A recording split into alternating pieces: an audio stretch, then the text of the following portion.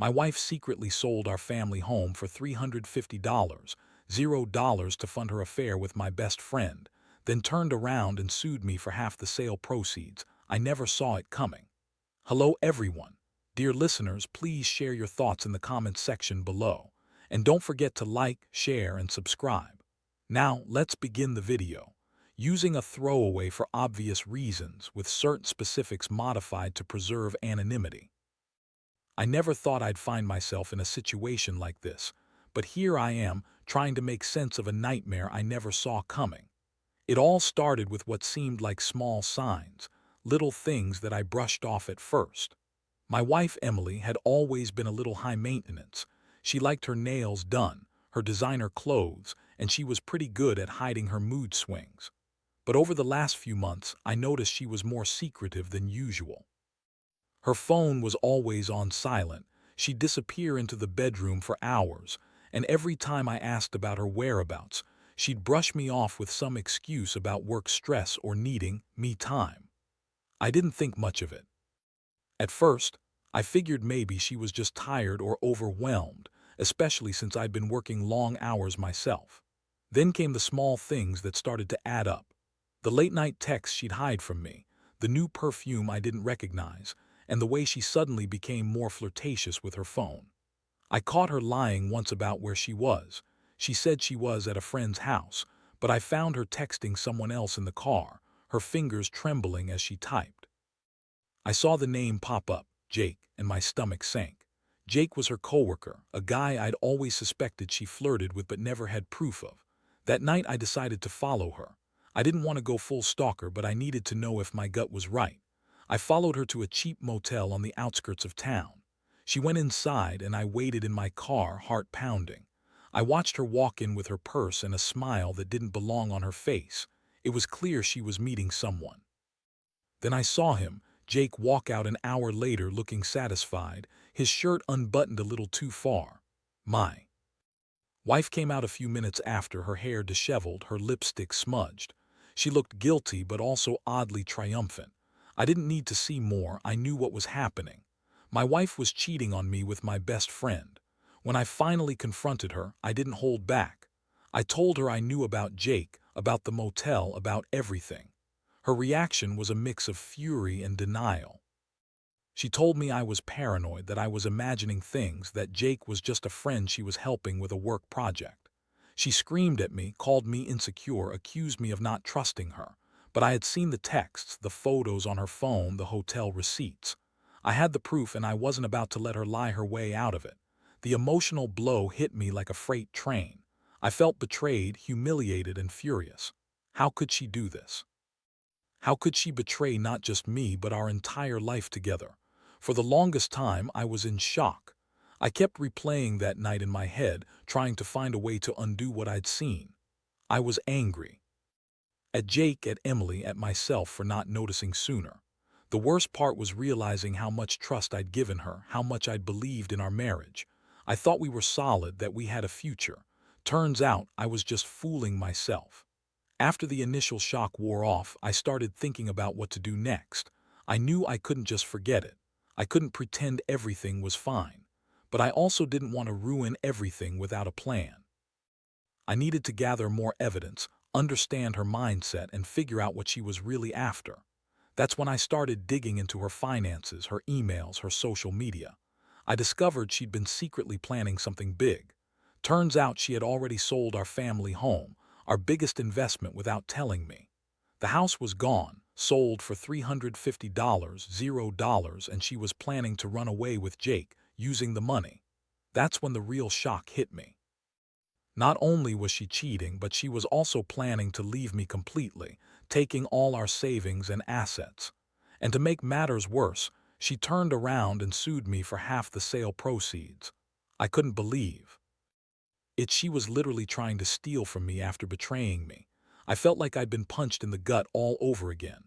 The woman I loved, the woman I thought was my partner, was now a stranger who'd betrayed me for money, sex, and some guy who obviously didn't give a damn about her. I was furious, hurt, and confused. How could someone do this? How did I end up in this mess? After I found out about the house, everything else started falling apart in my mind. I couldn't believe she had already sold it, and for that much money, $350. That was our entire life savings, our safety net. Emily had done it all behind my back, and I was left standing there, feeling like I'd been hit by a truck. I kept replaying the moment I saw the paperwork, the signed deeds, the bank transfer confirmation. It hit me like a bomb. She'd planned this from the start, selling our home to fund her affair and her new life with Jake. I couldn't wrap my head around how cold and calculating she had been. I knew I had to act fast.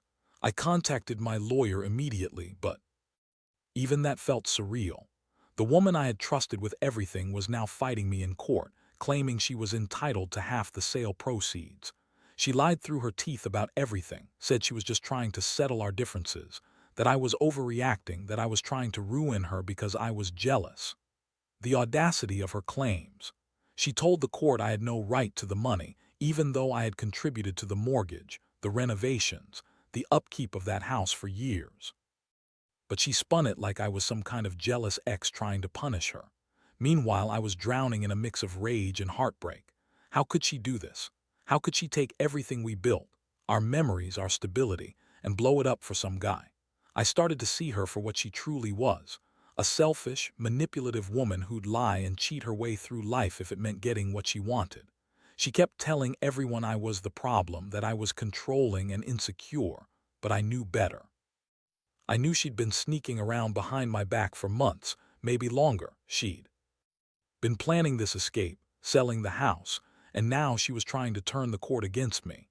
I spent sleepless nights trying to piece everything together. I looked through her phone, her emails, her bank accounts. I found receipts for hotel stays, secret cash withdrawals, even a new credit card she'd opened in my name without telling me. That woman had been planning her escape for a while, and I was just the last piece of the puzzle. The more I uncovered, the more I realized she'd been lying to me from the beginning. Every story she told about her stress, her work trips, her needing space, all lies. She was building her new life with Jake, and I was just collateral damage. The court hearings were a nightmare. Emily showed up in her designer clothes, her hair perfect, acting like she was the victim. She cried, she pouted, she told the judge I was a controlling husband who kept her from being free. She claimed I had no right to the house because I'd been absent, that I didn't care about her happiness. But I had all the evidence, text messages, hotel receipts, bank statements, that proved she'd been unfaithful and that she'd sold the house without my knowledge. Still, she played the victim, and the judge seemed convinced by her tears and lies.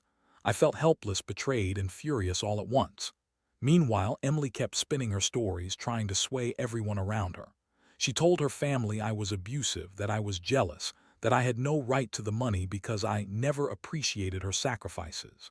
The truth was, I had worked hard to give her a good life, and she had repaid me with betrayal. Watching her lie so convincingly made me realize how good she was at manipulation. She'd always been bitchy and dismissive, but now I saw her for what she truly was, a liar and a user. And then came the worst part. She sued me for half the sale proceeds. I couldn't believe it. After everything she'd done, she was trying to take half of what we'd earned from selling our home. I was furious.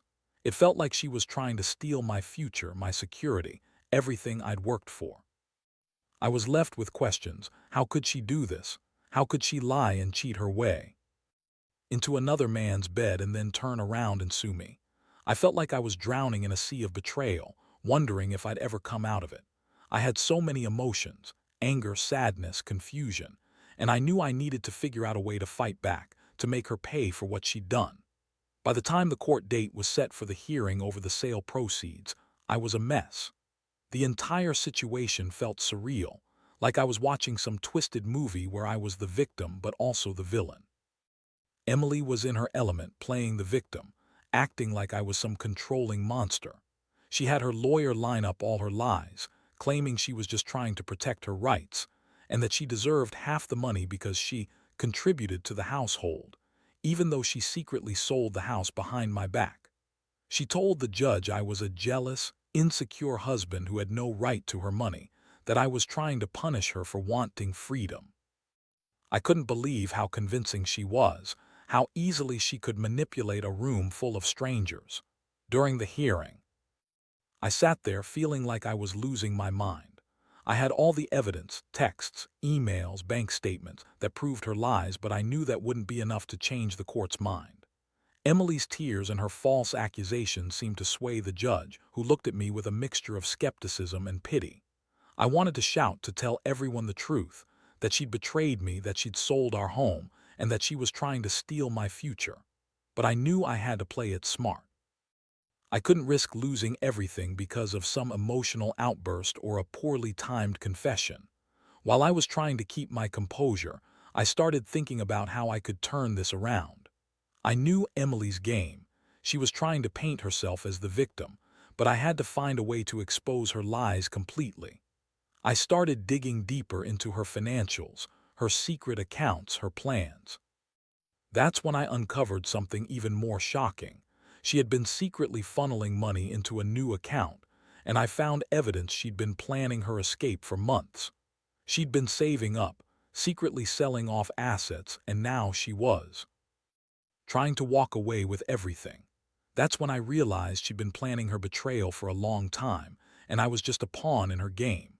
I also learned that she had secretly sold our family home for $350, $0, without telling me, without even discussing it.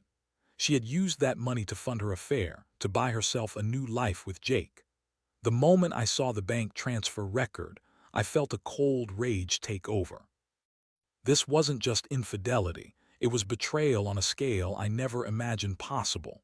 She had lied to me about everything, manipulated the system, and now she was trying to take what I had worked for all these years. The thought of her pocketing that money and leaving me with nothing made my blood boil. At that point, I knew I had to do something drastic. I couldn't just sit back and let her walk away with everything. I started talking to my lawyer about how to get the court to freeze her assets, how to challenge the sale, and how to prove that she had committed fraud. I also began gathering witnesses, friends and family who knew her true character, who could testify that she'd been lying and manipulating the situation from the start. I realized I needed to fight dirty if I wanted to get any justice. Emily had played her cards well, but I was determined not to lose everything she had stolen from me. The more I dug, the more I saw how deep her lies went. She had painted herself as the victim, but I knew better. I knew she was a manipulative, selfish woman who would do anything to get what she wanted. And now, with the court date looming, I was filled with a mixture of dread and resolve. I was going to fight her for what was rightfully mine, even if it meant exposing her entire web of lies. I didn't care about her tears or her fake apologies. All I cared about was stopping her from walking away with my life savings and destroying what was left of our marriage. I was ready to bring everything into the light, no matter how ugly it got. The court date finally arrived, and I felt like I was walking into a battlefield. Emily looked confident, her face perfectly made up, her posture stiff but composed. She had her lawyer whispering in her ear, and I could see her sneaking glances at the documents she brought, probably trying to strategize her next move. I was nervous, sure, but I also knew I had the truth on my side. At least I hoped I did. My lawyer had prepared a stack of evidence, screenshots of her texts with Jake bank statements showing the secret accounts, the deed transfer documents for the house. I was determined to make her see she couldn't lie her way out of this. The hearing started with her lawyer arguing that I had no claim to the sale proceeds because I hadn't been involved in the sale, an outright lie. I had contributed to the mortgage, to the renovations, and I was her legal husband. But she spun her story, claiming I was controlling and that she needed to escape from my abusive behavior. Her voice was smooth, almost rehearsed, but every word sounded hollow to me. I could see her eyes darting, trying to gauge my reaction, and I knew she was trying to manipulate the judge. But I was ready. When it was my turn, I laid out everything, every detail, every piece of proof I had collected over the past few weeks. I explained how she had secretly sold the house, how she had been planning her escape for months, and how she was trying to steal from me. I showed the court the bank transfer record, $350, zero going into her account, and explained how she had used that money to fund her affair and her new life with Jake. I told the court about her lies, her manipulation, and her attempt to paint me as the villain. I looked straight at her when I said it, knowing she hated being exposed. She tried to interrupt me, calling my claims baseless, but I had more than enough evidence. My lawyer argued that her actions constituted fraud, selling the house without my knowledge, funneling money into secret accounts, and then trying to claim half of the sale proceeds. I could see the judge was starting to get it, but it wasn't enough yet. I could tell Emily's lawyer was trying to muddy the waters to make the court doubt me, but I wasn't about to let her get away with it.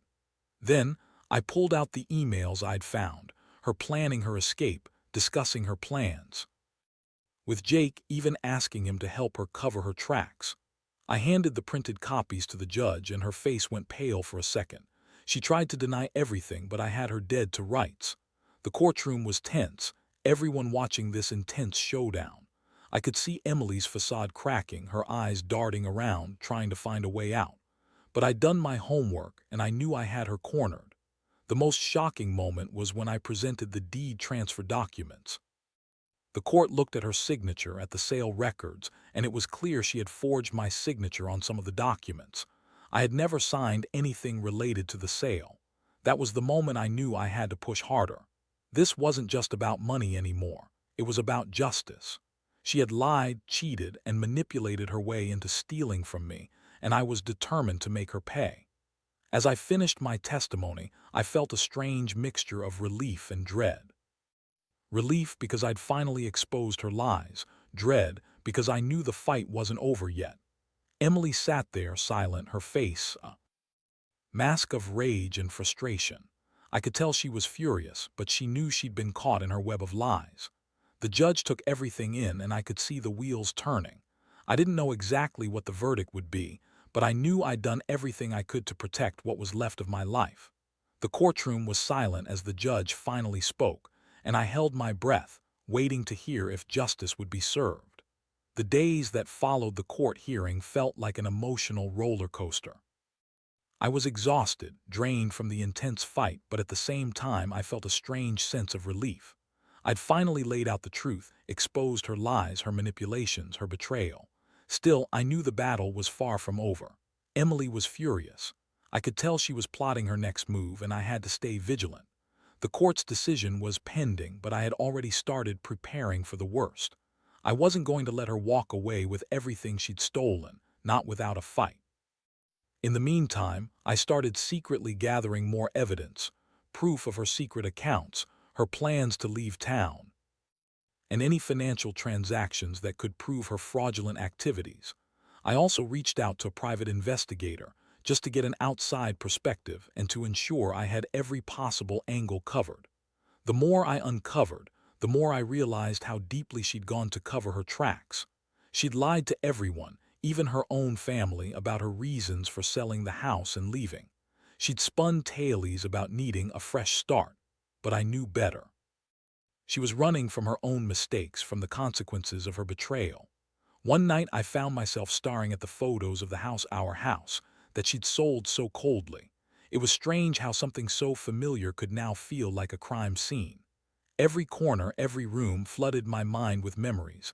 Our first date, the birth of our kids, the quiet mornings we shared. All gone now, replaced by her greed and her lies. I couldn't help but feel a deep ache inside. I'd loved her once, truly believed we had something real, but now I saw her for what she'd become. A manipulative, selfish woman who'd betray everything we built for her own gain. As I waited for the court's final ruling, I made a decision. I couldn't let her get away with stealing my future. I hired a forensic accountant to track her financial trail, to see if I could prove she'd committed fraud on a larger scale. I also started reaching out to friends and family, trying to gather character witnesses who could testify about her true nature. I knew I had to fight not just for the money, but for my dignity and self-respect. I refused to be the victim of her lies any longer. The day the judge finally delivered the verdict, I was nervous but ready. I sat in the courtroom, watching her across the room, her face carefully neutral. When the judge announced that she had indeed forged signatures, sold the house without my consent, and fraudulently transferred funds, I felt a small wave of satisfaction. Justice was beginning to tilt in my favor. The court ordered her to return the entire sale amount, plus interest, and to pay damages for her fraudulent actions. It wasn't a perfect outcome, but it was enough to make her realize she couldn't get away with her lies. The aftermath was as brutal as I expected. Emily's facade cracked completely. She tried to appeal to argue her innocence, but her lies fell apart under the weight of the evidence. She was furious, calling me every name in the book, accusing me of ruining her life. But I was done listening. I knew I'd won the battle, but the war was far from over. I had to rebuild my life from scratch, pick up the pieces of what she'd shattered. The betrayal ran deep, but I was determined not to let her define my future anymore. I learned a lot through this chaos, about trust, about who people really are, and about the importance of standing up for myself against manipulation. I know I'll never forget this pain, but I also know I'll come out stronger on the other side. In the end, I realized that betrayal cuts deeper than I ever thought possible. Emily's actions didn't just cost me money. They shattered the trust I had in the woman I once believed was my soulmate. But as much as I felt broken and angry, I also felt a strange sense of liberation. The woman who lied, manipulated, and stole from me no longer held any power over my life. The court decision was a small victory, but it was enough to give me some sense of closure. I know I won't forget what happened, but I refuse to let her define who I am moving forward. Walking away from this, I've learned a lot about myself. I've learned that even when everything seems lost, there's still a way to fight back. Truth, evidence, and standing your ground matter. I've also realized how important it is to trust your instincts. If I hadn't followed that gut feeling, I might have been blindsided completely. Now I'm rebuilding my life, slowly but surely. I've started therapy to deal with the emotional wounds, and I've decided to focus on my kids, my career, and my own well-being. The betrayal was a harsh lesson, but I refuse to let it define my future. Looking back, I can see clearly how her greed and selfishness blinded her. She thought she could cheat her way out of everything, but karma has its way of catching up. I want to tell anyone reading this, trust your instincts, document everything, and don't be afraid to stand up for yourself. People can hide who they really are behind a mask for a long time, but eventually the truth comes out. And when it does, you better be ready to fight for what's rightfully yours. I don't hate her anymore. I just feel sorry for the woman she's become. I hope she finds whatever she's looking for, but I know I won't be part of her new life. I'll focus on healing, on moving forward, and on making sure I never let someone betray me like this again. Life's too short to hold on to hate, but I will carry this lesson with me. Never trust blindly and always keep a close eye on what's yours. That's the real takeaway from all this chaos. And honestly, I'm just glad it's finally over.